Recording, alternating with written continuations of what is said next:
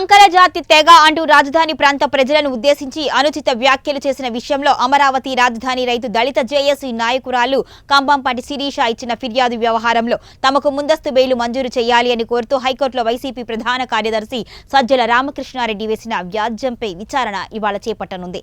ఈ పిటిషన్ సోమవారం విచారణకు రాగా సజ్జల తరపున న్యాయవాది దుష్యంత్ రెడ్డి వాదనలు వినిపించారు.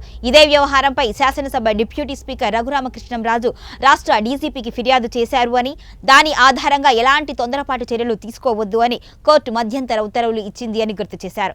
ఇక పబ్లిక్ ప్రాసిక్యూటర్ మెండ లక్ష్మీనారాయణ వాదనలు వినిపిస్తూ ఈ ఫిర్యాదు ఆధారంగా ఇప్పటివరకు ఎలాంటి కేసు నమోదు కాలేదు అని తెలిపారు. ఈ వివరాలు పరిగణలోకి తీసుకున్న న్యాయమూర్తి జస్టిస్ మల్లికార్జునరావు పూర్తి వివరాలు తమ ముందు ఉంచాలి అని ఆదేశాలు జారీ చేశారు.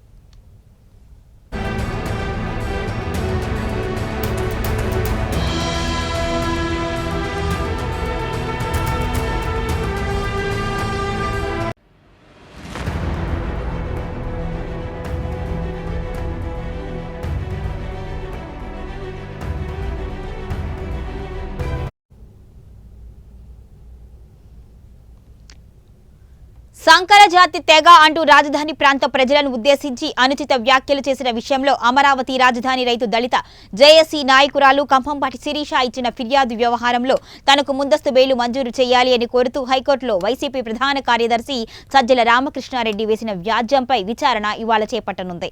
ఈ పిటిషన్ సోమవారం విచారణకు రాగా సజ్జల తరపు న్యాయవాది దుష్యంత్ రెడ్డి వాదనలు వినిపించారు. ఇదే వ్యవహారంపై శాసనసభ డిప్యూటీ స్పీకర్ రఘురామకృష్ణంరాజు రాష్ట్ర డీజీపీకి ఫిర్యాదు చేశారు అని, దీని ఆధారంగా ఎలాంటి తొందరపాటు చర్యలు తీసుకోవద్దు అని కోర్టు మధ్యంతర ఉత్తర్వులు ఇచ్చింది అని గుర్తు చేశారు. పబ్లిక్ ప్రాసిక్యూటర్ మెండ లక్ష్మీనారాయణ వాదనలు వినిపిస్తూ ఈ ఫిర్యాదు ఆధారంగా ఇప్పటివరకు ఎలాంటి కేసు నమోదు కాలేదు అని తెలిపారు. ఈ వివరాలు పరిగణలోకి తీసుకున్న న్యాయమూర్తి జస్టిస్ మల్లికార్జునరావు పూర్తి వివరాలు తమ ముందు ఉంచాలి అని ఆదేశాలు జారీ చేశారు.